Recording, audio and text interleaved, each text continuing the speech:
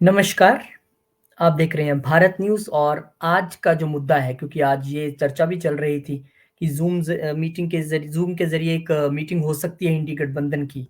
लेकिन उससे पहले एक फ़ॉर्मूला भी सामने आया है, एक संभावित सीटों का एक हमारे पास डाटा सामने आया है जो सीट शेयरिंग के लिए लगता है कि इसे लागू किया जा सकता है। एक संभावित सी तस्वीर है वो। वो भी मैं आपको बताऊँगा, इससे पहले स्वागत कर लेते हैं।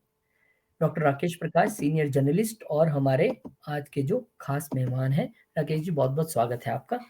नमस्कार। नमस्कार राकेश जी, एक डाटा सामने आया है, अगर मैं इसको आपका मोटा-मोटा मजमून बताऊँ फिर स्टेट वाइज़ हम देख लेंगे। सूत्र बताते हैं कि लोकसभा में विपक्ष की सबसे बड़ी पार्टी कांग्रेस इस बार 320 से 330 सीटों पर चुनाव लड़ सकती है। इसमें करीब 250 सीटें ऐसी राज्यों में हैं जहां कांग्रेस अकेले चुनाव लड़ेगी, यानी कि कोई पंगा ही नहीं है शेयरिंग का, जबकि करीब 75 सीटें उन राज्यों में हैं जहां कांग्रेस सहयोगियों के साथ गठबंधन में है। सूत्र ये बताते हैं कि कांग्रेस की गठबंधन कमेटी सीटों के संबंध में अपनी रिपोर्ट पार्टी अध्यक्ष मल्लिकार्जुन खड़गे को सौंप सकती है। प्रदेश इकाइयों से चर्चा कर चुकी कांग्रेस की राष्ट्रीय गठबंधन कमेटी बुधवार यानी कि आज पार्टी अध्यक्ष खड़गे को अपनी रिपोर्ट सौंपेगी। इसके बाद कांग्रेस नेतृत्व जो है सीट बंटवारे को लेकर जो है सहयोगी दलों से बात करेगा। अब 9 राज्यों में सहयोगी दलों के साथ सीट का बंटवारा करना है कांग्रेस को। दिल्ली, यूपी, बिहार, झारखंड, बंगाल, महाराष्ट्र, केरल, तमिलनाडु और जम्मू कश्मीर। सूत्र बताते हैं कि पंजाब में कांग्रेस और आप के बीच गठबंधन की संभावना बेहद कम है, या आप कह लीजिए नहीं के बराबर है। तो राकेश जी, एक डाटा मेरे पास है, हम रुकेंगे बीच-बीच में। आंध्र प्रदेश में 25 सीटें हैं, 25 कांग्रेस लड़ेगी। ये संभावित तस्वीर है, ये कोई घोषित तस्वीर नहीं है। ये कहा जा रहा है कि एक ऐसा डाटा है जो खड़गे साहब को आज सौंपा जाएगा और उस पे फिर बात की जाएगी। तो ये संभावित है, नोट कर लीजिए। अरुणाचल प्रदेश में 2 हैं, दोनों पे कांग्रेस लड़ेगी। असम में 14 हैं, 14 पे कांग्रेस लड़ेगी। बिहार, सबको इंतजार होगा, इस पे चर्चा कर लेते हैं। 40 सीटें हैं, माना जा रहा है 4 कांग्रेस लड़ेगी, 2 लेफ्ट लड़ेगी, आरजेडी और जेडीयू 17-17 लड़ेगी। राकेश जी, सबसे पहला डाटा जो डिस्कशन योग्य है, बिहार। ये मुझे काफ़ी एक्यूरेट सा इसलिए भी लग रहा है क्योंकि 17-17 की ही उम्मीद थी। आरजेडी और जेडीयू दोनों इस पे अड़े हुए थे और फिर वहाँ पे सैक्रिफाइस लेफ्ट और कांग्रेस को ही करना था, जो होता नज़र भी आ रहा है। देखिए, बिहार में कांग्रेस का वजूद जो है, वो नहीं के बराबर है। चाहे वो सीमांचल में हो सकता है एक आध सीट कांग्रेस लड़े। तो आप देखिए कि अंगिका, वज्जिका और मैथिल और भोजपुर और मगही, ये 5 इलाके हैं, या कह लीजिए 5 बोलियां हैं। ये 5 इलाकों में ये 5 बोली बोली जाती है। जो तिरहुत है वहाँ वज्जिका का ही बोली जाती है। जो पटना और उसके आसपास का जो इलाका है, वहाँ पे मगही बोली जाती है। हम लोग जिस पे चर्चा कर रहे थे, जो ललन सिंह का सीट है, मुंगेर और ये सब जो सीटें हैं, जी। वहाँ उसके आसपास की जो सीटें हैं, वहाँ पे अंगिका बोली जाती है। और दरभंगा और उसके आसपास का जो इलाका है, वहाँ पे मिथिला बोली जाती है। और ये जो आरा, बलिया, छपरा, ये सब जो इलाका है, यहाँ पे भोजपुरी यानी कि भोजपुरी बोली जाती है। तो आप अगर बिहार के अलग-अलग हिस्सों में अगर आप देखें, तो कांग्रेस की स्थिति बेहद खराब है। कांग्रेस अगर बिहार में 1 या 2 सीट जीत लेती है, तो ये बहुत बड़ी बात होगी कांग्रेस के लिए। तो जिस पार्टी का जनता के और बीच लगता है गठबंधन जिस का पार्टी लाभ की मिलेगा, गठबंधन का लाभ मिलेगा क्योंकि जब गठबंधन की नैया में बैठेंगे तो जेडीयू, आरजेडी सबकी वोट एक जगह पड़ेगी। नहीं, सबकी वोट एक जगह पड़ेगी, बट उसके बावजूद भी मुझे लगता है कि जब गठबंधन के तौर पे कांग्रेस वहाँ पे चुनाव लड़ेगी, तो हो सकता है कि जनता जो है, वो इस गठबंधन और इसकी तमाम बातों से इतनी ऊब चुकी है कि वो भारतीय जनता पार्टी के पक्ष में मतदान कर दे। आप समझ रहे हैं मैं क्या कहना चाह रहा हूँ? जनता बहुत अच्छी तरीके से इनको समझ चुकी है, देख चुकी है, जान चुकी है। महीनों से इंडी गठबंधन के चर्चे और समाचार और टेलीविज़न, अखबार, सोशल मीडिया सब पे जनता पढ़ के सारी चीज़ें, जनता से आज की दुनिया में क्या छुपा है? तो जनता इनको बखूबी जानती है। मैं तो कहता हूँ कि कांग्रेस अगर 1 सीट निकाल ले, 2 सीट निकाल ले, बहुत बड़ी बात है बिहार में। इससे ज़्यादा की औकात या इससे ज़्यादा की जो क्षमता है, वो कांग्रेस में नहीं है। यहाँ तक कि चूँकि नीतीश कुमार सियासी गठबंधन की राजनीति में माहिर खिलाड़ी हैं, तो नीतीश कुमार जो 17 सीटें हैं, वो सीटें उन्होंने बराबर की तो आरजेडी से ले ली है। और कैसे ली है, तो आरजेडी को उन्होंने एक शगुफा पकड़ा दिया कि हम तेजस्वी को मुख्यमंत्री बना देंगे। इस नाम पे उन्होंने सौदेबाजी करके और बराबर की सीटें ले ली। लेकिन आप देखना कि नीतीश कुमार उसमें से कितनी सीटें बचा पाते हैं, कितनी सीटों पे जीत दर्ज कर पाते हैं। इससे पहले भी जब-जब उनको सीटें मिली हैं, उनकी पार्टी का जनाधार भी सिमटा है और सीटों की संख्या भी सिकुड़ती जा रही है।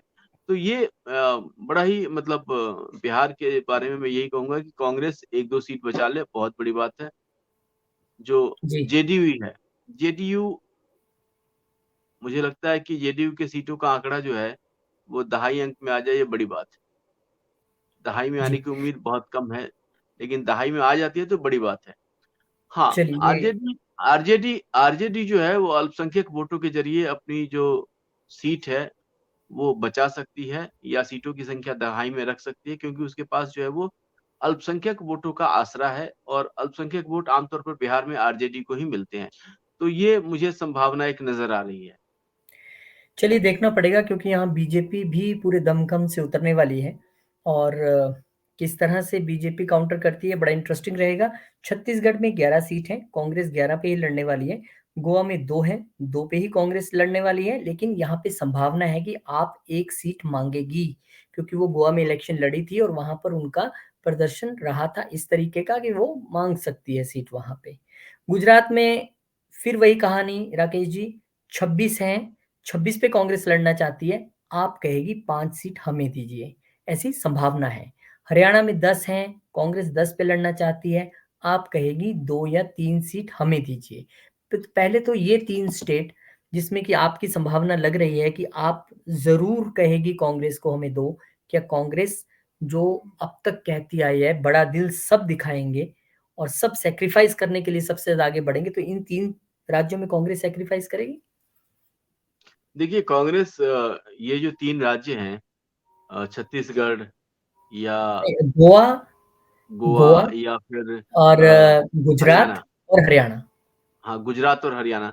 तो मुझे लगता है कि कांग्रेस इन राज्यों में कोई सैक्रिफाइस नहीं करेगी क्योंकि उसको पता है कि यही वो राज्य हैं जहाँ पे कि सत्ता में नहीं होने के बावजूद वो कुछ सीटें निकाल सकती है। तो हुँ। लिहाज़ा कांग्रेस इन सीटों पर आम आदमी पार्टी जैसे अ, दल के नई साथ नई पार्टी समझौ को मौका शायद ना दे। हाँ, दल के साथ समझौता करने से बचेगी क्योंकि उसको पता है कि आम आदमी पार्टी का जनाधार चुनाव के बाद जो वोटों का प्रतिशत है, उससे ये पता चलता है कि आम आदमी पार्टी का जनाधार किसी भी खास राज्य में या स्टेट में क्या है। 3 स्टेट्स में काफ़ी कम अभी जो इलेक्शन उसमें रहा, हालाँकि गुजरात में उन्होंने अपना वोट शेयर अच्छा दिखाया था, ताई तभी उनको राष्ट्रीय पार्टी का दर्जा भी मिला था और गोवा में भी ठीक-ठाक सा ही रहा था, बहुत अच्छा नहीं था। हरियाणा में अभी उनका दम देखना बाकी है। हाँ, तो ये जो है ना, मुझे नहीं लगता कि इस बार जो है सो कांग्रेस जो है, कांग्रेस का छोड़ेगी सीट। साफ-साफ हाँ, साफ-साफ एजेंडा है कि जहाँ उसकी अपनी ज़मीन मजबूत है, वहाँ वो किसी और को पैर जमाने नहीं देगी। आप समझ रहे हैं मैं क्या कह रहा हूँ? जहाँ उसकी खुद की ज़मीन मजबूत है, वहाँ वो दूसरे सहयोगी दलों को पैर जमाने की अनुमति नहीं देगी। नहीं वहाँ देगी। वो खुद वहाँ वो खुद सियासी फसल काट करके उसका फ़ायदा खुद अपने लोगों को देना चाहेगी। तो इसलिए कांग्रेस इस बारे में कांग्रेस का इतिहास भी रहा है कि कांग्रेस जो है, वो कभी भी किसी के साथ अगर गठबंधन करती है, तो वो उसके लिए मजबूरी होता है। जब उसके पास कोई विकल्प नहीं बचता है, तो वो गठबंधन के रास्ते अपनाती है। अन्यथा कांग्रेस किसी के साथ गठबंधन नहीं करती है। जी। और सही कहा आपने, ये 3 राज्य बड़े महत्वपूर्ण होंगे कि आप सीट माँगेगी, कांग्रेस देती है कि नहीं, यानी कि जो दावा किया था, बड़ा दिल रखने का वो रख पाती है कि नहीं। आगे हिमाचल प्रदेश, 4 सीट है, चारों पे कांग्रेस लड़ेगी। झारखंड, यहाँ पे 7 कांग्रेस को जाने की उम्मीद है, 4 जेएमएम लड़ने की उम्मीद है और आरजेडी, जेडीयू, लेफ्ट इन सबको जो है वो मुझे लगता है वो एक-एक सीट वाला हिसाब हो जाएगा। 7 और 4 11 और 3 14 जी, वो एक-एक सीट माँग सकते हैं, ये लड़ सकते हैं वहाँ पे। कर्नाटक 28 की 28 कांग्रेस लड़ेगी। केरल देखिए, ये। कर्नाटक में कांग्रेस कितनी भी जोर आजमाइश कर ले, जी। वो कर्नाटक नहीं है जो विधानसभा चुनाव के समय था। जी। कर्नाटक में सियासी समीकरण बदल चुके हैं। ओके। कर्नाटक में देवगौड़ा आज की तारीख में बीजेपी के साथ आ चुके हैं। जी। कर्नाटक में कांग्रेस सरकार बनने के बाद भ्रष्टाचार के आरोप लगने शुरू हो गए हैं। कर्नाटक में जनता के बीच जो वहाँ की कांग्रेस की राज्य सरकार है, उसकी छवि बहुत ज़्यादा पॉजिटिव नहीं है। जिस उम्मीद के साथ लोगों ने वोट किया था, वो उम्मीद बहुत जल्दी लोगों के टूटने शुरू हो गए हैं। तो ऐसे में कर्नाटक में जिस तरीके से आप कह रहे हैं, तो दावेदारी इनकी हो सकती है, ये सभी सीटों पर अपनी दावेदारी करें, लेकिन इनको वोट कितना मिलेगा, सीट कितनी मिलेगी, ये इसको लेकर के अभी भी कई सवाल हैं। जी, कई सवाल हैं और सबसे महत्वपूर्ण बात ये है कि मुझे जो एक सबसे बड़ी स्टेट नज़र आती है, राकेश जी अगर मैं गलत नहीं हूँ, तो वो है केरला।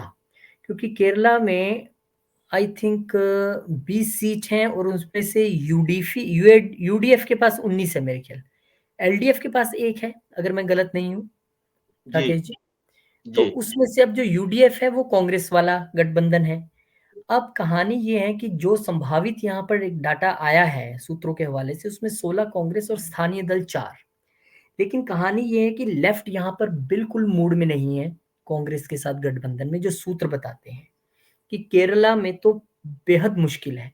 और मान लो हो भी गया तो यहाँ पे 20-20 की बात हो सकती, 50-50 की बात हो सकती है कि 20 में से 50 आप ले लो, 10 आप ले लो, 10 हमें दे दो। तो क्या कांग्रेस अपने 6 सिटिंग एमपी छोड़ना चाहेगी अगर 10-10 की बात हुई? और अगर और ज्यादा उन्होंने मांग लिए तो मुश्किल है। तो ये केरला भी एक फंसा हुआ स्टेट है, राकेश जी। देखिए, केरल के बारे में एक बात साफ तौर पे कही जाती है कि केरल और बिहार में एक समानता है। ये दोनों राज्य राजनीतिक तौर पर बहुत ही संवेदनशील माने जाते हैं। जी। बिहार में जो राजनीतिक जागरूकता का स्तर है, वो बहुत ज़्यादा है, इसलिए वहाँ पे लोगों का जो रुझान है, लोगों की जो संवेदनशीलता है, वो बहुत ज़्यादा है। लेकिन केरल में हालात इसके ठीक विपरीत हैं।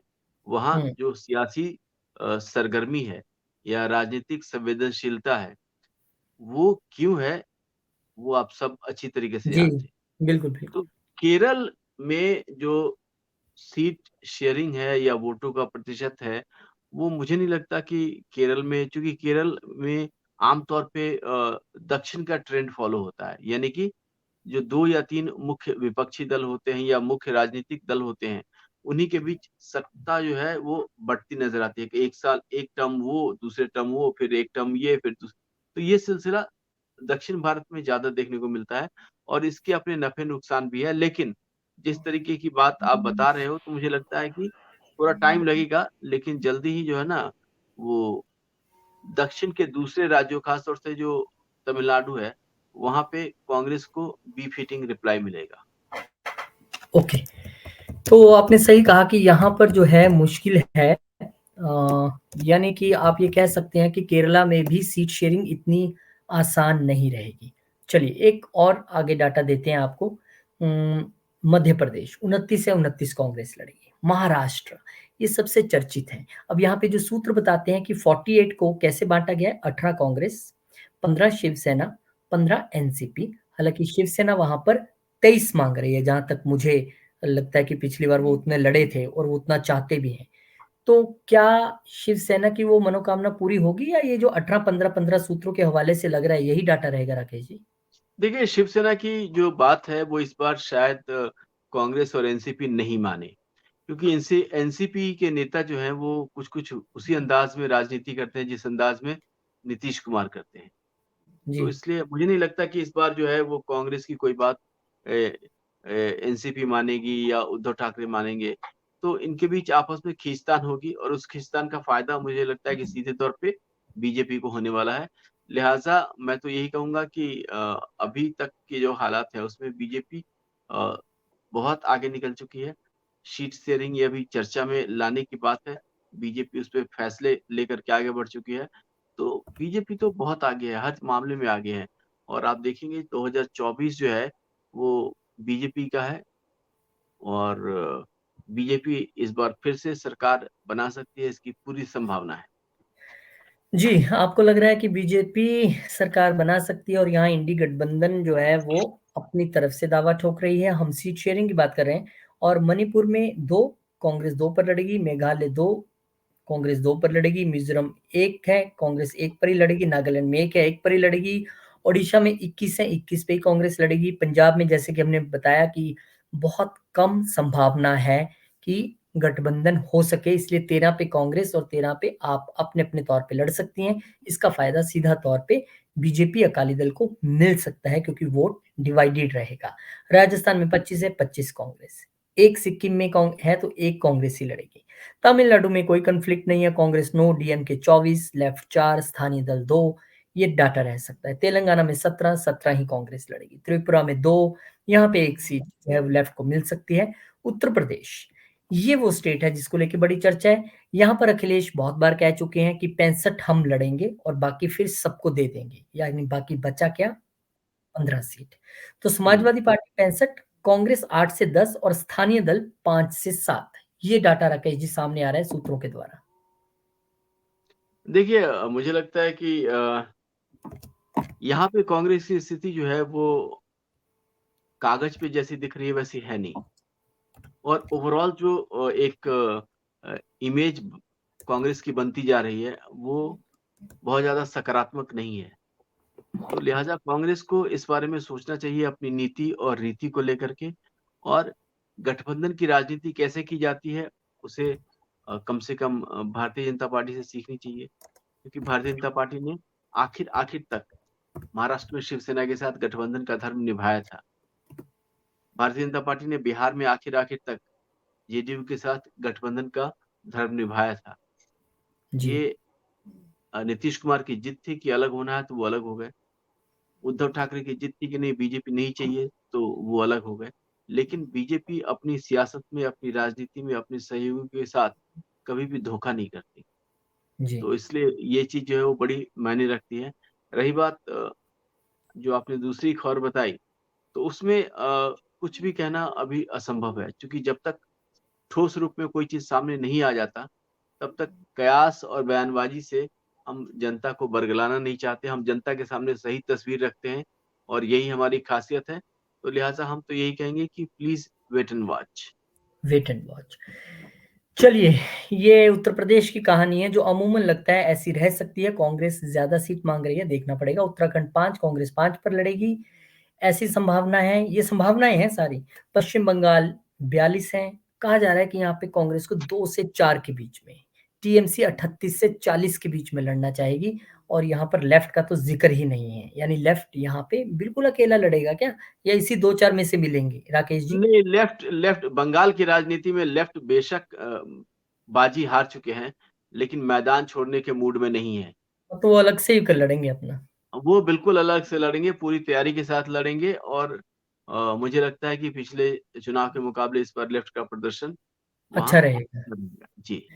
चलिए, लद्दाख में 1 है, कांग्रेस 1 पे लड़ेगी, दिल्ली में 7 है, यहाँ थोड़ा लग रहा है सीट शेयरिंग 3-4 का फ़ॉर्मूला जो है 3 कांग्रेस 4 आप। देखने योग्य बात है। चंडीगढ़ में 1 ही है, कांग्रेस 1 पे लड़ेगी। अंडमान, दादरा-नगर हवेली, दमन-दीव, लक्षद्वीप, पौंडीचेरी, यहाँ पर जो है वो ज़्यादातर वही छोटी-छोटी जो 1-1 सीट है वहाँ पे कांग्रेस ही लड़ने की संभावना है, 1 एनसीपी को कहीं मिल सकती है।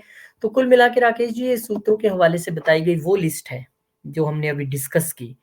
और इंतज़ार करते हैं क्योंकि अभी ये लिस्ट बहुत घूमेगी, अभी तो राष्ट्रीय अध्यक्ष के पास आएगी आज, फिर वो देखेंगे, सहयोगियों से बातचीत करेंगे, वहाँ से नानुकर होगा, वहाँ से ये होगा, वो होगा, 40 चीज़ें, अभी तो बहुत बदलाव इसमें होंगे। लेकिन एक संभावित लिस्ट तो हमारे सामने आई कम से कम, वो हमने चर्चा की। राकेश जी बहुत-बहुत शुक्रिया आपका, बहुत धन्यवाद नमस्कार। चर्चा करने के लिए और मार्गदर्शन करने के लिए। सभी दर्शकों से निवेदन है प्लीज़ वीडियो को शेयर करें, लाइक करें, चैनल को सब्सक्राइब करें और आप भी कमेंट करके बताइए अगर आपके दिमाग में कोई फ़िक्र है। आप भी अच्छे राजनीतिज्ञ हैं, आप भी बता सकते हैं कि आपको क्या लगता है, नहीं भई इस स्टेट में मुझे इतनी नहीं, इतनी सीट लगती है इसको मिलने वाली है और किसको? लिख के बताइएगा, ज़रूर इंतज़ार रहेगा। बहुत-बहुत शुक्रिया, बहुत धन्यवाद आप सबका। नमस्कार, जय श्री